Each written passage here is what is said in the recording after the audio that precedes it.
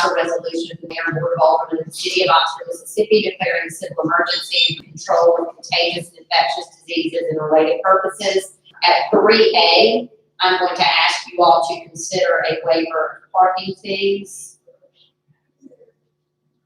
At 9A, we are going to add at 9A, we are going to add request permission to approve the loan agreement and promissory note for contract 20-286 CP-02 in the amount of $950,000 for the purchase of a new fire truck, and authorize the mayor, city clerk, and city attorney to sign the same. Then at 9B, we will add request permission to approve the loan agreement and promissory note for contract 20-286 CP-01 in the amount of not to exceed $1.4 million for the construction of a new fire station, and authorize the mayor, city clerk, and city attorney to sign the same. We'll ask you to add at 10A to authorize the mayor to sign a request for the governor for the issuance of a state proclamation of emergency. Then I'll ask you to change at number 11 to remove the activity and parking garage from that request for the elevator contract. That is strictly for the park. That's strictly for the city hall elevator, not those others that are listed. And then we've got some deletions. We'll ask you to delete items 7B through H, and for the public's notice, those are all travel requests, and we are halting all travel at this time. We can even ask department heads who have previously approved travel to cancel those things if they can. And then I'll ask you to delete item 8. He is going to come another time to give us a report. Item 18 and item 21. All of those will be, yeah, John Morgan says he's looking at the ceiling, if you could tilt the camera. So those are, Ashley, have I gotten all of the changes? Yes, ma'am, I believe so. All right, so with all of those changes, I would ask you to adopt the agenda for the meeting. All in favor? Any opposed? I am actually going to reverse the mayor's report before we adopt this resolution because it has some information pertaining to that. As most of you in this room know, and probably anyone that is tuned in to watch this exciting meeting on Facebook and YouTube, you probably also then have seen the many posts that we have done over the past 2 weeks, detailing all the work that your city leaders have been doing around the clock to put plans in place to serve our community the best way possible. We had our very first meeting of our department heads on February the 27th and started preparing for what we anticipated was coming. I said yesterday that we have an incredible town, and man, do we ever. We've got a town whose backbone is our small business community, and we have a town full of citizens who care about each other and take care of each other. And so trying to protect those businesses who desperately need our customers and trying to protect our citizens who we've been told over and over desperately need to distance themselves is a balance that is harder to find solutions for than I think anyone would gather. There is no rule book, obviously, and unfortunately. And the general consensus is that our daily lives have to be altered beginning now. Things are changing absolutely by the minute. I originally said by the day, it got to the hour, and now it's basically by the minute. As of this morning, although there were still no, even around lunchtime, there were still no positive coronavirus cases in Lafayette County. There are many sequestered and that are being kept in isolation and awaiting test results to come in. The tests are now taking between 1 and 3 days to get results because the Mississippi Department of Health is backed up. So as of yesterday, there were 12 positive cases in Mississippi. At this time, this morning, there were 21. And I spoke to Jason Waller, who is our chief of staff at North Mississippi, or Baptist Hospital, North Mississippi. And he gave me a report that he would like for me to read. Due to the COVID-19 pandemic, our community has been turned upside down. It is imperative that we take drastic measures to reduce transmission of this disease. As our country's medical experts have advised, we must practice social distancing, including no gatherings greater than 10 people and rigorous hygiene. As of this moment, we do not have a confirmed case in our county, but in my opinion, it is here. Unfortunately, we do not have the resources to test everyone. We are only able to test the patients sick enough to be admitted to the hospital. Hopefully, testing will be more widely available in the coming weeks, but that may be too late. We must stay ahead of the curve, and it is our duty to take measures to protect ourselves, our family, and our neighbors. If you have flu-like symptoms, cough, fever, chills, and muscle aches, please practice self-quarantine. If you are short of breath or having respiratory distress, you should seek medical attention. If you have a minor illness, please think twice before you seek medical attention, as you may be exposed to the virus in any healthcare setting.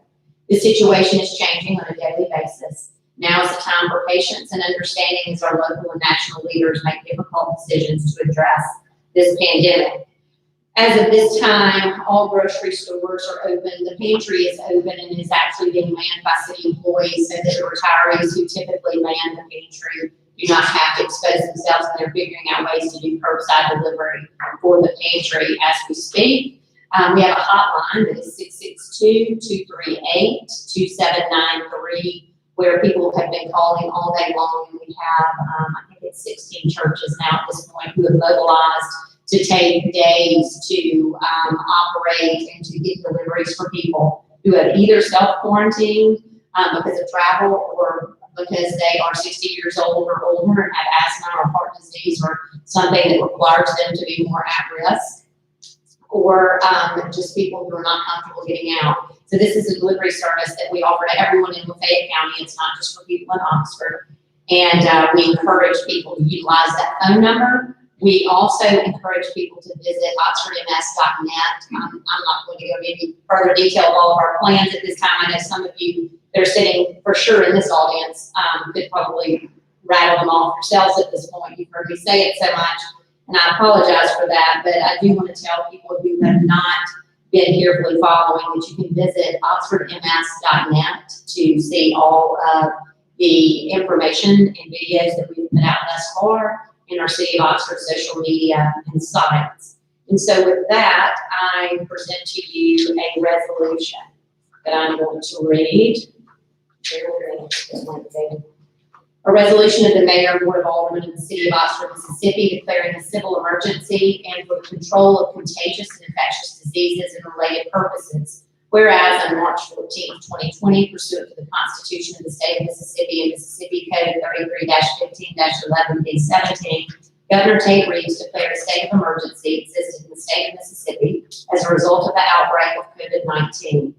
And whereas on January 31st, 2020, the United States Department of Health and Human Services Secretary Alex Azar declared a public emergency for COVID-19 beginning on January the 27th, 2020. On March 11th, 2020, the World Health Organization characterized COVID-19 as a pandemic, and on March 13th, 2020, the President of the United States declared a nationwide state of emergency due to the coronavirus COVID-19 pandemic. And whereas the risk of spread of COVID-19 within Mississippi constitutes a public emergency that has resulted in substantial injury or harm to life, health, and property within Mississippi and in the City of Oxford, and COVID-19 has already been detected in numerous individuals in several counties throughout the state. And whereas on March the 11th, 2020, the Mississippi Department of Health confirmed the first presumptive case of COVID-19 in Mississippi, and as of March 17th, 2020, there are 21 presumptive and confirmed cases in Mississippi that have tested positive for COVID-19. And whereas the state of Mississippi and the City of Oxford is being adversely affected by the outbreak of the novel coronavirus COVID-19, and there exists a continued threat to the public safety, private property, and the social and economic welfare of the state. And whereas the medical director for the emergency department and president of the medical staff at Baptist Memorial Hospital, North Mississippi, has informed the governing authorities of the City of Oxford that it is imperative that the city take drastic measures to reduce transmission of COVID-19, including practicing social distancing to include no gatherings greater than 10 people, rigorous hygiene, and has further informed the City of Oxford that although Baptist Memorial Hospital, North Mississippi has only limited testing ability and has tested only patients sick enough to be admitted to the hospital. It is his opinion that COVID-19 already is present in this community. And whereas the Centers for Disease Control guidance corresponding to COVID-19 also suggests avoiding crowds or gatherings of more than 10 people, especially for older adults and individuals with serious chronic medical conditions. And whereas the government authority of the City of Oxford has reviewed and accepts the findings of the CDC and of the medical director for Baptist Memorial Hospital, North Mississippi. And whereas the City of Oxford is densely populated and contains significant populations of both older at-risk individuals in the city's larger retirement community and younger individuals who travel broadly and frequently. And whereas Mississippi Code 45-17-3 allows the City of Oxford to proclaim a civil emergency if it determines that a natural disaster which has caused death or injury has occurred, and whereas the city finds COVID-19 a natural disaster which has caused and will continue to cause injury to persons to such an extent that extraordinary measures must be taken to protect the public health, safety, and welfare of citizens and visitors to Oxford and Fayette County, Mississippi. And whereas Mississippi Code 45-17-5 allows the City of Oxford to order a general curfew as deemed necessary in the interest of the public health, safety, and welfare of citizens and visitors to Oxford and Fayette County, Mississippi.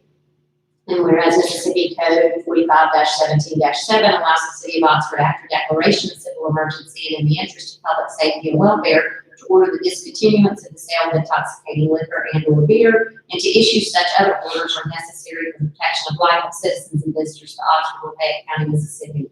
And whereas Mississippi Code 21-19-3 allows the City of Oxford to make regulations to prevent the introduction and spread of contagious or infectious diseases, to make quarantine for this purpose and enforce staying within 5 miles of corporate limits. Whereas Mississippi Code 21-19-17 allows the City of Oxford to restrict the movement for public safety and allows the City of Oxford the power to make such regulations to protect the health and lives and to enhance the general welfare of the community by restricting such movements of its citizens or any group thereof when there is imminent danger to the public safety because of freedom of movement thereof. And whereas Mississippi Code 21-19-29 allows the City of Oxford to regulate the entrances to public halls and buildings in the way of ingress and egress to and from the same. Now therefore be it resolved by the Mayor and Board of Aldermen of the City of Oxford hereby adopts the following emergency measures that should take effect immediately and remain in effect until rescinded by the governmental authority of the City of Oxford, unless a different effective date is stated in such measures: to protect the public health, safety, and welfare from the spread of a contagious and infectious disease, and to eliminate or limit injuries to deaths that may, or limit injuries or deaths that may occur in the absence of such measures. Section 1, effective immediately and for a period of 15 days, unless extended by motion and order of the governing authorities of the City of Oxford, all restaurants shall only serve food using drive-through, curbside only pickup, or delivery methods, and shall not allow the use by the public of interior or exterior common dining or bar facilities. The mayor, section 2, the mayor may order the closing of all retail liquor stores and the discontinuance of the sale of intoxicating liquor and/or beer. Section 3, the mayor may order a general curfew applicable to such geographical areas of the municipality or to the municipality as a whole as he or she deems advisable and applicable during such hours of the day or night as he or she deems necessary in the interest of public safety and welfare. With such curfew only to remain in effect for a period not to exceed 5 days or an earlier date of rescission as may be ordered by the mayor. The mayor may issue such orders as are necessary for the protection of life and liberty. So what I need is a motion for this to pass, but I would like to allow you to ask questions and to have some input from the public if they so desire before we make any motions on that resolution. Is there anyone on the board that would like to make comment before I ask for public comment?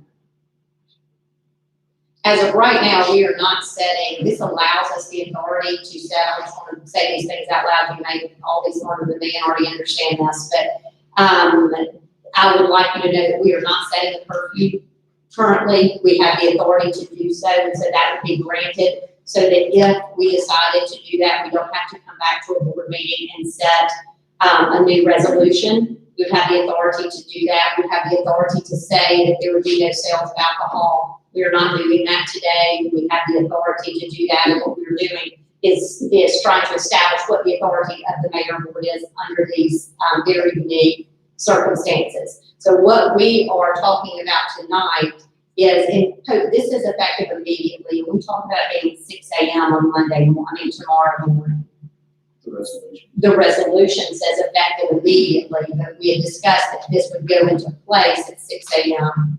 I think whoever files a motion could both make that change, that it be effective at 6 a.m. tomorrow, and know that if it's going to be effective, well, it's not an ordinance, but I think you ought to all state the obvious that it's going into effect, not with any additional notice. It's a resolution. Right. And if it had been an ordinance, you would be unanimous consent for that immediate. I don't think you do for a resolution, although I hope you have unanimous consent. Right. So what I just want everyone in the audience and the board to be aware of the request, although granting these different options, is that beginning at 6 a.m. in the morning, if the board agrees, and for a period of 15 days, unless extended by motion and order of governing authorities of the city of Oxford, all restaurants and bars shall only serve food using drive-through curbside only, meaning if someone comes to do takeout, they don't come inside, you deliver it to the curb. Pick delivery methods and drive-throughs, and shall not allow the use by the public of the interior or exterior common dining or bar facilities. So that is what is proposed here in this resolution. Does anybody up here want to say anything before we hear from anybody in the audience that wants to speak? Bart raises a good question. He said if you don't sign it until 6 a.m. tomorrow morning or in the morning, then it will become effective when you sign it anyway. And I think that's correct. Okay. Your signature will be when it's effective, so Okay. you can leave the language as it is. All right. Okay. Anybody from the board have anything before we? Okay. Anybody in the audience that would like to come up to the podium and speak, we welcome you to. Mayor, I'd like to ask a question. Okay. It's pretty simple. I just wanted to ask how it's going to affect the groceries. We are not making any recommendations for grocery stores at this time. We have had that question. I think you came in after I said it in my mayor's report. We are in desperate need of groceries for families to be able to feed themselves and stay home. Right. And so right now, the grocery stores and the pantry will be manned by city staff so that it is able to stay open so that we can provide people with food to accommodate what we know they need to do, which is be quarantined at home. So right now, in our eating area as well. No, I'm sorry. I was the grocery portion. Your restaurant and dining area would be your dining area. I think would fall under. Yes, you hope can overrule me on that. But No, I think that's right. Although I think if it were served and carried out, not open and not eaten in there, I don't think. I mean, I do the same as takeout, except that you're going inside to get it because it's the grocery store. But we're not precluding people coming into grocery stores. That's right. We're not. I think that would be the logical, rational construction. I was reading that. They can come in and take it out as they would take out other food. They can't eat it. Yeah, you guys can Okay. there, but yeah, you I just have want to closure. clarify. Yeah, thank you. Good, thank you. Absolutely, thank you, Brent. Okay, anybody else want to come to the podium? We really do want your input. Everybody else up here, I got to meet with quite a few of you folks yesterday and today, but come on up, I know the board is not, so you are welcome to share your thoughts. Clint Boutwell, I'm representing Oxford Grill House, Julep, and Tango's eating and bar place as well. So what he just said is coming into his deli, a customer, myself, could go in and get a prepackaged something and walk out. Correct? Correct. But at the Oxford Grill House, you couldn't walk in and pick something up and walk out the door after you don't occur. That's correct. How is that different? Well, the way that our state law, tell me if I screw this up, but the way that our state law is written, restaurants and bars are the same. So in closing any of them, we are dictating the same set of rules.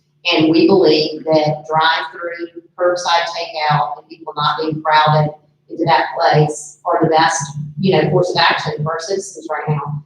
I'm not sure that I agree that grocery stores are a great idea for people to be walking around. No, I don't. But I also know people have to have food to be at home, and we can't cut that source of food off for them. A line of 10 people chicken on a stick. Is that different than waiting in the Oxford Grill House to pick up your steak and bag and not be able to sit? Now, I'll let somebody else argue with me because I've already done it for 2 hours today, but I will, and I love you, but No, I I just think it's appreciate the time manner. to go. I hear you, and I wish that I had a perfect solution for all of the different scenarios that we can bring up, and we have to err on the side of caution, protecting our citizens from spreading this virus any way that we can. I believe it's a disservice to our community to say you can't go into the gas station or the grocery store at this stage, because those are just things that people need to live right now. And so that is the only argument that I have is, yes. I'll say, Clint, I do think if the board decides to pass this tonight, that there is a rational basis, a rational difference between closing dining areas, which is what they're doing, and I think that's what the goal is, Larson, that we're doing is, they don't want you dining in that establishment. Your establishment is there as a dining area. The gas station is not. They sell food. They ought to not let people dine in there. I think they'll look a lot like the rest. I think it gets into a lot of detail that we remove all seating. Chicken on stick, there are some tables to the side. I know we're splitting hairs, but No, I think this is our opportunity. and the city can say what their expectation is. I think their expectation is there will not be interior dining. The same thing that the large chains have done nationally already. I think this is consistent with that. There are going to be overlapping interests when you pass an emergency measure like this, but I don't think this is an irrational distinction to make. And no, we're not closing down grocery stores or gas stations. All right. Anything else? I'm good, thank you. All right, thank you.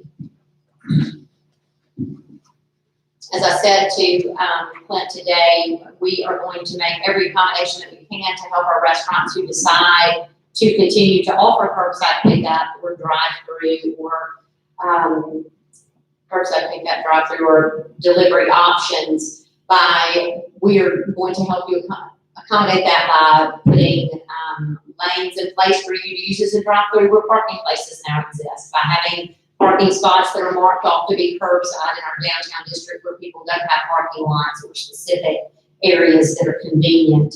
If you want to hang a sign, hang a sign. Sign ordinances don't matter in a pandemic. So I want you to do what you need to do to promote your business, to drive business any way you can. This, I want to be clear, this absolutely breaks my heart to do.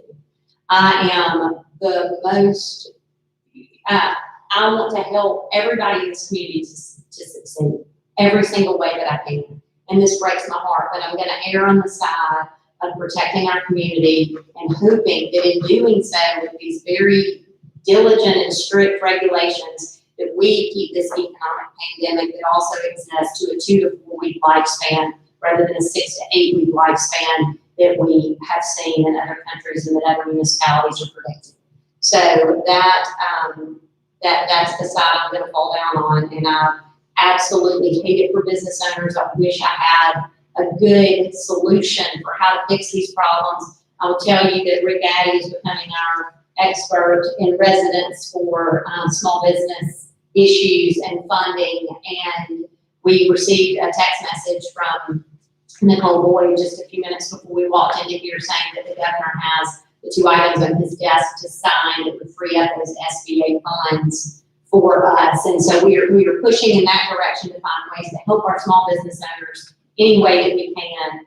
And I'm sorry, I am. It makes me sick for everyone in our community. I know there are unintended consequences that come along with these closures, but I do 110% believe it's necessary. Anybody else want to speak? You're welcome to. Sorry, I'm on the soapbox. Okay, any other comments from the board?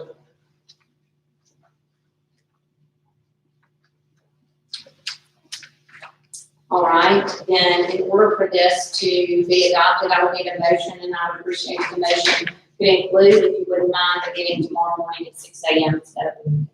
Or do you want to leave it at I think that's fine, just so that it's clear to everyone when we plan to start. I don't think there to be any greater.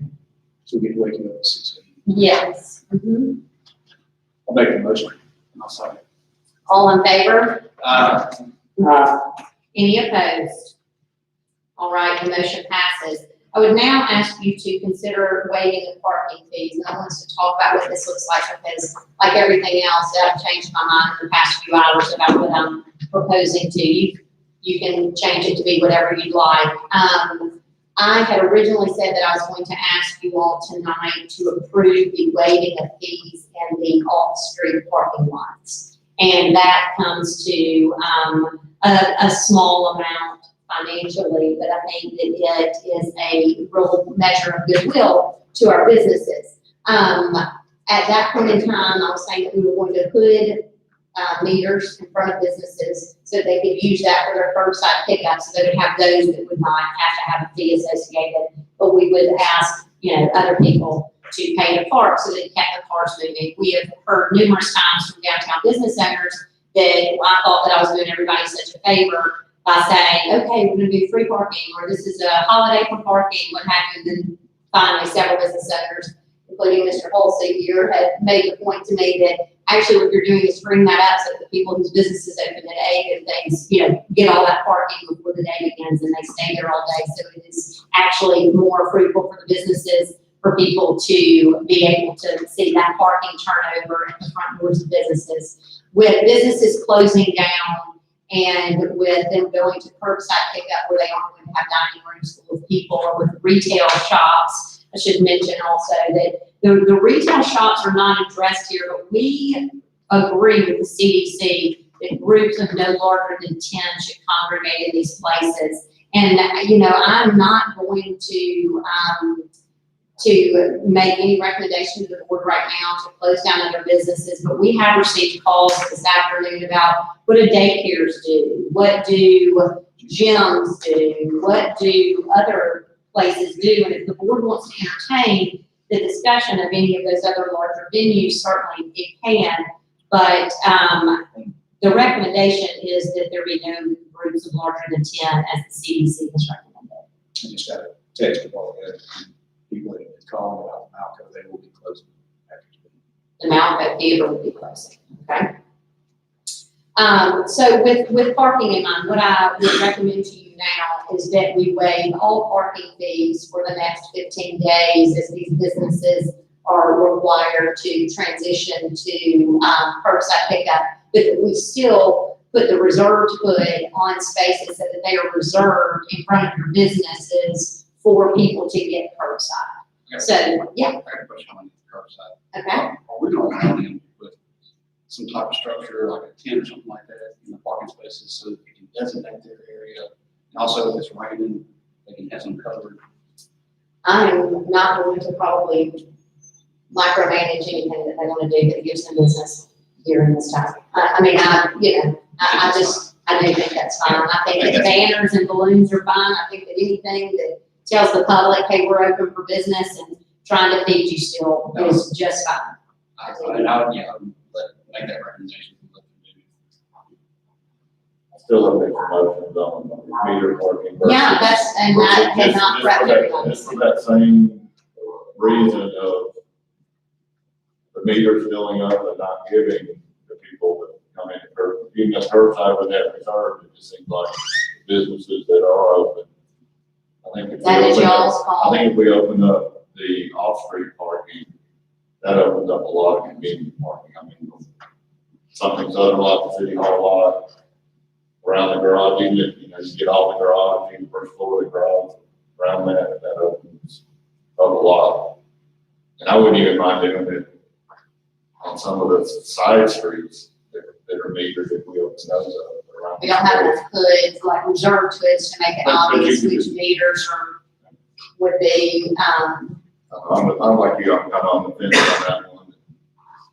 I think based on what made me change my mind in the past 2 hours is the number of cars that are on the square. It's a very limited number of cars. I don't think that this makes any difference financially. I don't think there's enough of a difference we're, as we all know, way under our revenues. So we'll continue to be on parking revenues to pay for our garage, but just like everybody else, everybody's under their revenue predictions. So I don't think this makes enough of a difference.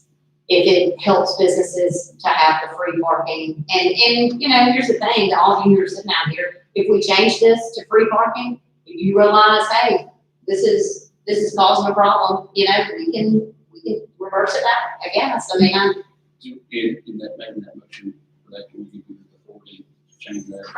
sure, yeah. I mean, just based on traffic, I unfortunately believe that the traffic count is gonna be low enough that that's, whether it's all. I mean, I think it will, I mean, even though they won't do, we can always request the business owners, employees, park in the off-street. lot. Which will also be free and right closer to businesses, yes. And if it's, That's- I mean, if it's like other businesses, I mean, I'm down from 4 employees to 1. So, I'd like to make an edit. I was just gonna ask if any of our, I mean, I've got people sitting in the audience that are office square. Somebody was saying comments on parking, which way you'd like to see it. I mean, I think with everything, as closed down as it is, it's almost a non-issue. I mean, certainly, you know, those operating restaurants, bars, it's really a non-issue. It's the lane spots for that's not, And we'll work together tomorrow to make sure that those are in a reasonable spot and you have enough and all that. So the tenant comment, I mean, that sounds, you know, that's people be able to gather there, since it's an inside thing. Not there. No, it'd be meeting like if you had your spot, you could set up a road tent where you have your stuff where you can, you know, put a table where if you know Jason Bailey's coming to pick this up, you got it there. As I drive up, I identify myself, you're able to put that in. We don't want it to be a gathering spot. We want it to be a station for you. It's stationed if it's raining or something. Yeah. I think that's our, Will you process payment or whatever you need to do standing there? or- I'm gonna make that motion that we, take away the free parking for now, give you the authority, to change if we need to. I don't think we will, but, and also allow for, on these designated areas for the right tents and have a prayer. Okay, and sign ordinances and those kinds of things, we're just, I know that we need a waiver on that, that's not what our focus is right now. I'll second that. All right, so that's a waiver of parking fees in all metered spots and off-street lots and the first floor of the garage, just so that we're clear. And, that will go for a period of 15 days and be extended if our situation continues the same. All right, that's a motion and a second. Do I have a motion? I mean, do I have, all those in favor, or not? Any opposed? Thank you. Sorry, Mayor Shire. Okay, authorize the approval of the minutes of the regular meeting of March 3rd, 2020. Motion. Second. All in favor? Any opposed? Thank you. Ask you to authorize the approval of accounts for all city departments. Second. All in favor? Any opposed? I ask you to look at the consent agenda, which now consists of 7A and letters I through Q with all travel removed. I move we approve the consent agenda. Second. All in favor? Any opposed? Thank you. Number 8 has been removed from the agenda, so we'll move to 9, which is adopt a resolution authorizing and directing the issuance of combined water and sewer system revenue refunding bonds. Series 2020 of the City of Oxford, Mississippi, in the aggregate principal amount of not to exceed $1,700,000 for the purpose of currently refunding the outstanding $3,450,000 original principal amount, City of Oxford, Mississippi, combined water and sewer system revenue bonds, Series 2008, dated February 1st, 2008, prescribing the form and details of said refunding bonds, providing certain covenants of said city in connection with said refunding bonds, directing the preparation, execution, and delivery of said refunding bonds, authorizing the negotiated sale and private placement of said refunding bonds, approving the form of, and authorizing the execution and delivery of a private placement agreement in connection with the sale of said refunding bonds, making provisions for certain funds and accounts in connection with said combined water and sewer system and said refunding bonds, making provisions for maintaining the tax exempt status of said refunding bonds, directing the redemption of said prior bonds, and for related purposes. Wowzer. Okay, Sue Fairbanks is unable to be here this evening, so you have Laura Robinson. I'm literally doing it just like I will sell a lot. But this bond resolution does, it does allow us to refund $3.45 million worth of bonds. It also sets forth a placement agent And it finally approves a surety for the funding of the debt service. I think it's important to note that the placement, it will be placed with Origin Bank by Raymond James. The new interest rate on this amount is 1.31%. It also is a savings of about $169,000 over the life of the loan. That's great. I think we'll turn that down. So we need a motion to adopt that authorization or a resolution authorizing all of those list of things that And second. all in favor? Aye. Any opposed? Thank you. We added at, item 9A to request permission to approve the loan agreement and promissory note for contract 20-286 CPO2 in the amount of $950,000 for the purchase of a new fire truck and authorize the mayor, city clerk, and city attorney to sign the same. So I am asking you to approve, these are the two purchases that we have previously discussed. Motion made. All in favor? Aye. Any opposed? All right, and then the fire station to go with the fire truck. Request permission to approve the loan agreement and promissory note for contract 20-286 CPO1 in the amount of not to exceed $1.4 million for the construction of a new fire station and authorize the mayor, city clerk, and city attorney to sign same. So moved. Second. All in favor? Aye. Any opposed? Thank you. We will go to 10, and I'll ask Jimmy Allgood to come up to talk about approving the proclamation of existence of local emergency. On Friday afternoon, the mayor signed a proclamation of local emergency, and when she did that, that kicked in some things we submitted to the state. But within 7 days, the board has to ratify that signature and the local emergency, and that's what I'm here to work on, is to ask you to ratify the local emergency. It'll be in effect for 30 days unless we cancel it sooner.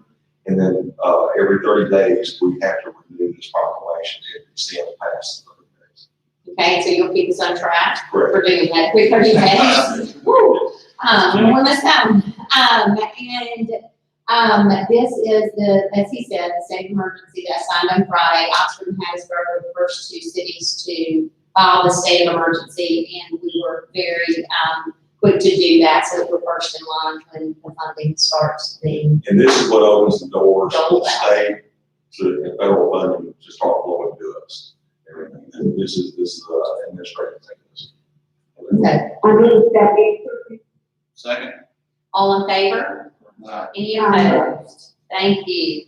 And now, at 10A, authorize the mayor to sign a request to the governor for the issuance of the state proclamation. Right, this is a sister document that goes with this, even though this is administrative paperwork cleaning up. The governor has already signed the state of emergency on Saturday, but under normal situation, we would ask the governor to sign and make us a disaster area, but we don't have to do that. But this is just paperwork cleaning up that process, is all that is. It is a resolution requesting the governor to proclaim the state of emergency for the city of Oxford. Which he has already done. Second. All in favor? Aye. Any opposed? I'm gonna Thank give these to Ashley, if y'all would please sign them tonight, Before we leave. before you leave, so I can sign Yeah, you it. start, give it to each one. All right, Thank you. and also I should say, thank you to Jimmy for all of the amazing work that he has done over the past few weeks. I honestly do not know what we would do without Jimmy Allgood in these situations. He is not only on top of every detail of everything that needs to be done, but he is standing there ready to implement whatever plans need to be implemented. And for that, I am more grateful than you will ever know. I had the comment from numerous other community leaders that I have spoken with who are calling on Jimmy Allgood for advice for their communities because he is so far ahead of the curve on getting things done. So thank you, Jimmy. We are very, very lucky to have you. It's a thing, Thank you. we all want to do. All right, number 11, request permission for the building and grounds director to sign a maintenance contract with the elevators located, I'm gonna say that's on 50. What's the company called? What is it? Tyson Brown. Tyson? For the elevators located at City Hall. It's a $250 monthly contract. It's a 60-month contract. We are decreasing our contract from platinum to their gold, which means we'll eliminate weekend service, which we wherever needed, wherever you go. So, we are recommending that you. Right. We got stolen. Yeah, but if I get stuck in it on Saturday, that's right. The building's not open. It's out there. And, but it is, we are recommending you allow it to move forward. We'll be coming back to the activity center garage. Good, we approve. Second. All in favor? Any opposed? Consider request to have partial lane closures on South Lamar for the removal of the building located at 208 South Lamar. And this is a little unique in the sense of what we're really asking for is for you to give Chris Carter and Brianna Merrill the discretion to close it when they, as needed for the demolition of this building. I'm sure you read the memo. I'll try to answer any questions that you got for it, but it is just to keep our public safe while. All in favor? Any opposed? Thank you.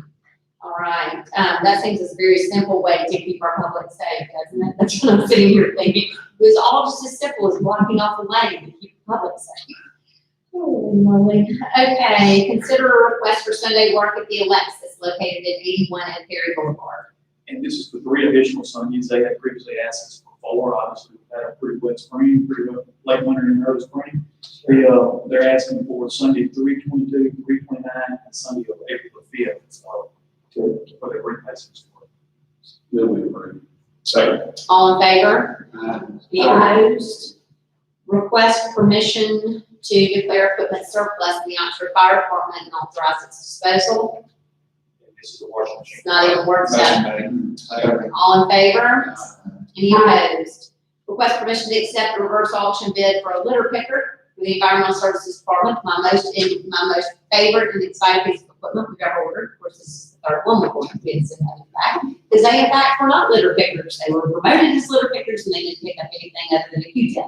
So we are back to the drawing board, and this is the litter picker that we think will do the job. And the low bid was $61,950. The question from Ameren was, do you want to move forward of it? Do you want to continue it for a couple of weeks in the corona COVID-19 crisis? And it's just at your discretion. So we can continue it. And this bid is good for 60 days from the day we open it, which is last Thursday. So we've got time to go whatever we need to do. No, we don't like to continue. Is there a second? I'll second. Okay, all those in favor? Any opposed? The litter picker is on hold, but it's coming.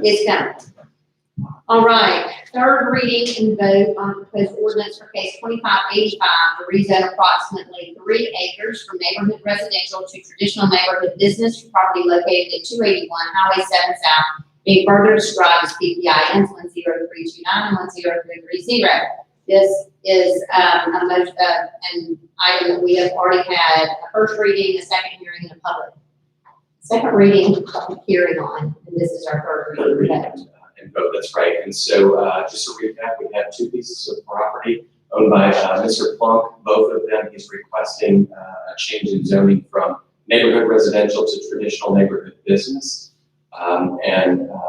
As a reminder, the Planning Commission, there was a motion at the Planning Commission to support staff's recommendation, which was to rezone the northern parcel to TNB and leave the southern parcel remained at neighborhood residential. That motion actually failed in a 3-3 tie, and there were no other motions that were made. And we did hear from, if you remember, we did hear from the applicant. We did, Jason Plunk, we did hear from Mr. Ronnie Wyndham, who owns the property to the south of Mr. Plunk's property. He was in favor and support of it. We did hear from Mr. Ronnie Wyndham, who owns the property to the south of Mr. Plunk's property. He was in favor and support of it, and also JD Services. All right, so after a first reading, second reading, and public hearing, are there any further questions from the board? I just have a comment I made at the last meeting. I support the planning commission and their denial of it. I mean, you can continue to do the business there the way that he has. And want to make my position public. All right, any other comments? Okay, what's the pleasure of the board?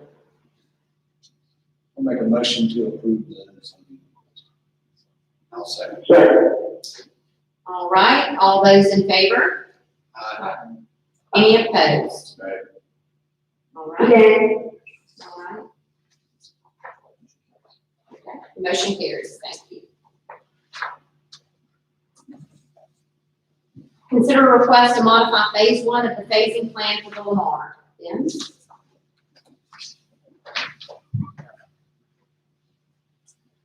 Yes, ma'am. If you recall, in 2017, the Lamar T&D was actually approved, and one of the requirements for that was to actually have a phasing plan to help help guide the development in phases over a period of time. And in that original phasing plan, phases 1 and phase 2 were actually allowed to commence immediately.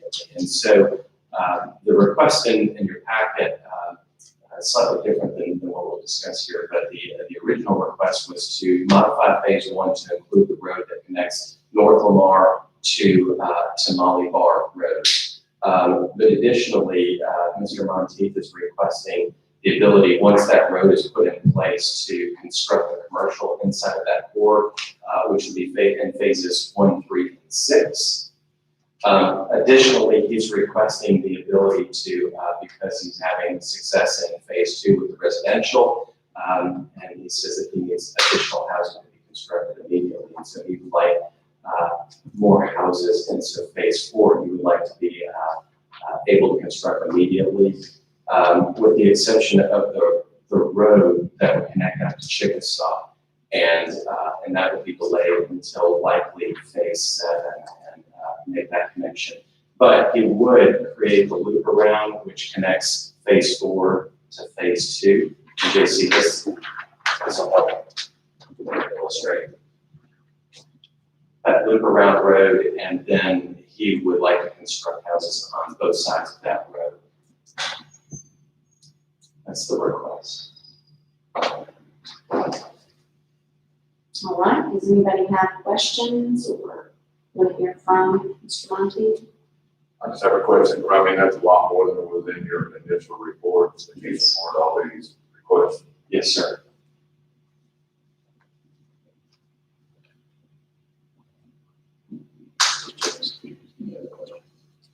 Yeah, are there any other questions, Janice and John? no, I'm okay. I'll make a motion to allow commercial development in phases 1, 3, and 6 to begin once the road infrastructure from North Lamar to Molly Bar is constructed. My motion also includes allowing phase 4, the loop road, to start being constructed with residential houses, which, since he's out of residential houses in 2. And as I make this motion, I would like for him to come back with a map that would go along with this motion to give the planning commission so we can develop this. To staff. To staff. Planning department says. I'll second that motion. All right, any other comment? All in favor? Any opposed? Thank you. All right, thank you. Third reading and vote on a proposed ordinance amending chapter 102, section 549, time limitations in certain areas to remove a 3-hour time limit on football game days. We've had a first and second reading and public hearing on this. I don't know that there's anything else to discuss. We talked about the reasons why business owners would prefer this to be removed so that game goers would walk back and stay on the downtown area and eat and shop and what have you. So is there any question on this? If not, we won't go over it. Motion. All in favor? Any opposed? Thank you. Request approval from Velvet Ditch to host a cycling event on May 16th, 2020, starting at the Oxford Conference Center. Rusty. Captain Raspberry. Obviously, you can see the permit. We just weren't sure if this was something we wanted to table. It is out in May, which is current situation. We're not sure that we would be in support of a group event later, so I guess at this point, maybe suggest that it maybe just be tabled to the next. I think that's wise. And follow through. I mean, I did give a notification on route station that they may have changed, so it may be wise. okay, yeah, I think it's wise to table any of those things right now. Yes, John? No, I agree. I was just say that if we approve it, we can still tell them they can't do it later, whatever. Absolutely. The board wanted to approve it. I mean, I think it's an event everybody's for, and I would be for it on that day. I just hate to tell them yes and change it on them, so.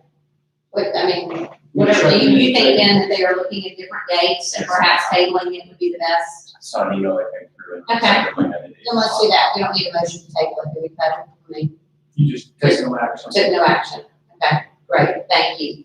We removed 21, so 22, request permission for code enforcement to begin the condemnation process and clean the properties located at 12 Gator Road due to unsafe and uninhabitable conditions and assess the costs incurred to the property tax roll. I'm gonna hand Jason some pictures of this property. This is just the first step in the process of, demolishing the structure at 12 Gator. Are we good legally? I was just thinking, I've not seen the paperwork on this. They're pretty good about when we do this and are actually going to assess, they run it through us, and I'm sure they will. I don't know. I've got the documentation in hand of the letter from the building official stating it's unsafe. And that's for John Mayo in our office. And it's just the beginning of the condemnation process. This thing takes a long time and lots of notices. Right. I think. Not that I just wants to make a motion for us to get this process. All right. All in favor? Any opposed? Thank you. All right, Captain Raspberry request approval for officers to work church traffic detail at North Oxford Baptist Church. Yes, ma'am, this is similar to our other church details. Since it's kind of on our border limits, we did reach out to the sheriff's department to see if they would like to take it on. They did not want to do that. The church has requested our assistance in the street and stuff in the traffic. Right. Do I have a motion? All right, is there a second? Second. All in favor? Any opposed? Thank you. Consider an appeal from Parish Towing regarding the decision to exclude them from the Oxford Police Department towing rotation list. That was very sure. Is anyone here representing Parish Towing? Not you? All right. We will just hear if you'll just give the summary, please. Well, basically, there's two parts to the letter we received from their attorney. They may request a continuance, so I'm not sure of the situation, but the first part was our initial denial. Our contract has a clause in there that allows us to look at any driver or operator that has a felony conviction. Mr. Benjamin, and I'll say it on Sheridan, according to our records, on May 7, 2009, pled guilty to the felony offense of self-controlled substance, MDMA, in Oktibbeha County. He was sentenced to 16 years of imprisonment, 5 years of post-release supervision, a $5,000 fine. He was released from confinement in September of 2012. He's been on supervision since that time. He apparently has done well in supervision, has had no violations. And on March the 2nd, he received a certificate of rehabilitation from the Oktibbeha Circuit Court. And so basically, we have a clause that says any felony that would be considered a violation of moral turpitude that we would consider not allowed or denied. So I think our department's position was denied on the front end. We felt like that Mr. Sherman would have an opportunity to come and present his rehabilitation efforts and things that would be a positive as to why the city could make an exception or look at allowing him on that rotation record. So I talked to his attorney this week. I felt like they would be here, but maybe there's some conflict I'm not aware of. Well, and with the weird circumstances right now and people not wanting to come to public meetings, I would recommend that we table it and give them another opportunity to be. I agree. Yeah, I would not blame you for thinking it had been canceled. All right, we got a motion. I think it's a 10-day appeal, so just make sure it's clear that. Well, we're just going to. We will table it and give them until the next meeting to come to do that. All right, that would be great. Thank you. Request permission to accept and sign an MOU with Northwest Community College. Again, I think everybody's kind of read through that. It's kind of a standard thing, just outlining cooperation between us and the community college involving criminal activity that they receive. allows us to share information, case reports, non-public type documents, all obviously with the effort of serving the students there, because a large majority are our citizens anyway. And so we think that's a positive thing to allow us to collaborate. All right, anybody have any questions with that? Will be approved. Sorry. All in favor? Aye. Any opposed? All right, request permission to accept and sign an interlocal agreement with the Lafayette County and University of Mississippi for the Lafayette County Metro Narcotics. Again, it's a kind of a standard document. We've done this for several years. The document's been provided.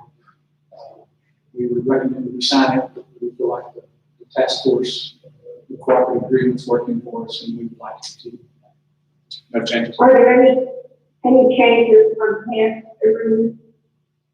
I'm not aware. Of course, Chief McCutcheon has been working on that more, but to my knowledge, the agreement we've got is one that is approval, so no significant change. Move that be approved. All in favor? Aye. Any opposed? Request permission to enter into a professional services agreement with Michael Rogers P.E. to maintain the Oxford Utilities water model. Michael has been our consultant for years, he's worked on our water model, actually was one developed, but the contract is not to exceed $24,000, he's billed hourly based on how much we need. How much we need is obviously based on our expansion of our projects, so we do recommend to approve this. Sorry, Ben sneezed, distracted. And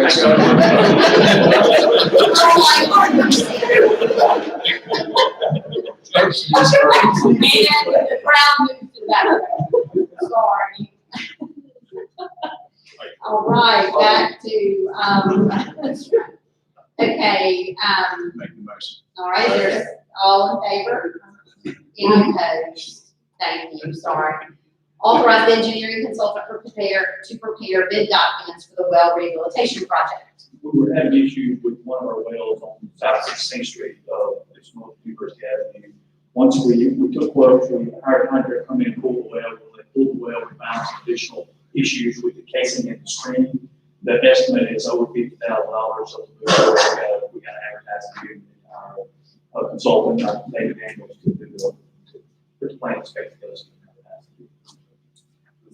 Sorry. All in favor? Aye. Opposed? Request permission to advertise for the Bramlett Boulevard Water Distribution Improvement Project. This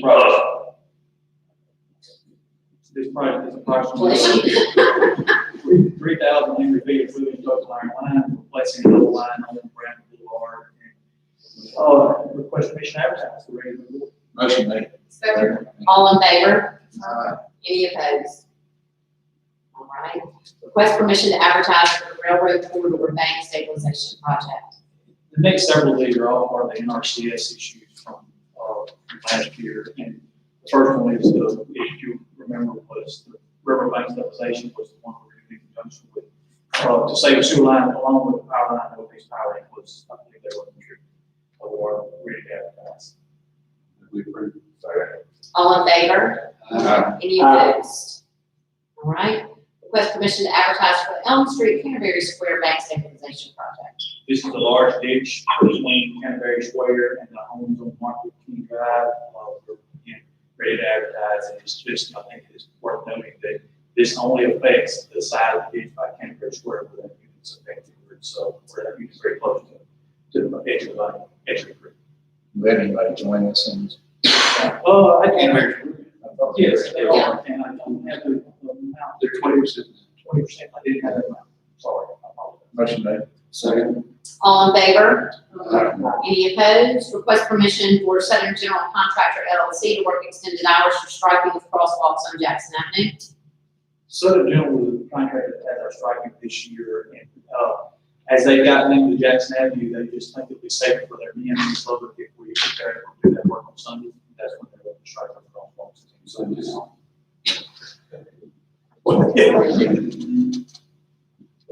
All right. All in favor? Any opposed? All right, request approval of the change order of supplemental agreement number 3 in the amount of $60,938.30 for the Rollingwood Sewer Improvement Project. And the majority of this is an adjustment of quantities. If you'll remember when we got into this project, MDOT came back and revoked our permit and made us add distance to the pipeline, and so that's where the majority of the increase is from. We do recommend approval of the change of $60,900. Is there a motion? Second. All in favor? Any opposed? Thank you. Consider a resolution in support of amending House Bill number 1584 from the 2014 regular session of the Mississippi Legislature to allow for modified investment options. And you get the memo in your packet and the resolution. The big change is to change investment strategies and use the Mississippi Uniform Prudent Investors Act as opposed to the PEERS model that we're currently using. If you'd like me to read the resolution, I'll be glad to. I'd like you not to, thank you. I'll make this motion. We talked about it. Yes, we had debated this numerous times. It was Reserve and Trust has given us this request. Mr. Bailey chairs that Reserve and Trust Fund Committee. So I'll make that one. And second. All right, all those in favor? Any opposed? All right. First reading of proposed ordinance to amend chapter 26 cemeteries of the Code of Ordinance by the City of Oxford, Mississippi. On the second page of the proposed ordinance, you'll see the change. We're striking the rating on North Lake can contain messages of owner's choice, provided the messages within keeping the spirit and sanctity of the term. No obscene, vulgar, or otherwise inappropriate language, pictures, or symbols will be allowed on marketplace. Replacing that with engraving on the marketplace may only contain messages in words and numbers of the owner's choice, so long as the message will keep the spirit and sanctity determined. These pictures and symbols shall not be allowed. There's been some confusion over the way the language we're striking was worded. We want to make sure we have it as clear as possible. All right. This is just perfect. Anybody have any questions? All right, this is just a first reading, so next will be a second reading and public hearing. So next I'll ask you to go to consider affordable housing incentives for Owens Place 9. There's, again, a memo that goes along with this, and there's several things they're asking for. I'm gonna try to go a little slower than I have on other items to make it plain. Owens case, which is what we call Delaware Stage 2, is 46 units. Our current policy allows us to give them incentives of a value of $138,000, and that's $1,000 per bed. The incentives they're currently requesting from a K-phase standpoint is $83,827.20. And there's a spreadsheet that goes along with the package, breaks those costs down. The one thing unique in this is compared to some of the past ones we've done, this has the electric service meter connections and the temporary electrical connections that is typically paid for by the contractor. In this case, we have the authority to do it with Oxford Electric. It is unique. It's something we haven't done before. Also, they have asked for relief from our stormwater detention. There's a couple of issues with that we have pointed out, and one is that, okay, we're listing this directly on the adjacent property. That we would like to have a letter from the adjacent property owner that where he acknowledged that this was coming. They are working with that adjacent property owner, and they have told us that they believe they'll be able to get that approval. Another option is to use an existing pond on that adjacent property owner's property as their detention. That adjacent property owner is considering that. So would we make a motion contingent upon one of those things? I mean, would that be appropriate? Yes, it would be. And we don't have the overall value of that detention from them. I know it is in excess of $18,000 because that's just what this year's property cost is. Right. But I'll read you the two options we laid out for you. So option one, as far as the stormwater goes, adjacent property owner grants approval of this level to discharge and contain stormwater in an existing pond of his property. If the adjacent property owner grants permission, this pond will operate as an unofficial regional detention, and the board will be asked to waive the requirements of section 98-119A, 14567 and 8. These requirements are primarily related to ownership and binding legal agreements regarding maintenance and use. These agreements is to protect all interested parties and ensure that the area designated for stormwater management remains for that use. Is part of maintaining and not abandoned to be sold for taxes. The applicant's engineer has stated that the existing pond is located in a place that makes it ideal for the potential of any future development on the adjacent property. The applicant's engineer has indicated that preliminary analysis indicates that the pond is large enough to meet the needs of both open space and future development during all storm events. That would be option one, is that you would waive those requirements of chapter 98, section 119A, 14567A.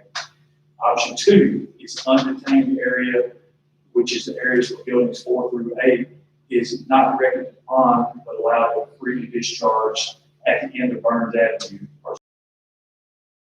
Times. So, yes, I'll try to answer any questions that you might have. It is a two-part request. One is $83,000, and one is what would you like to see us do with the stormwater? So we're waiting on the cost of the detention. We're waiting on the cost of the detention. So you could approve the $83,827.20 incentives, and then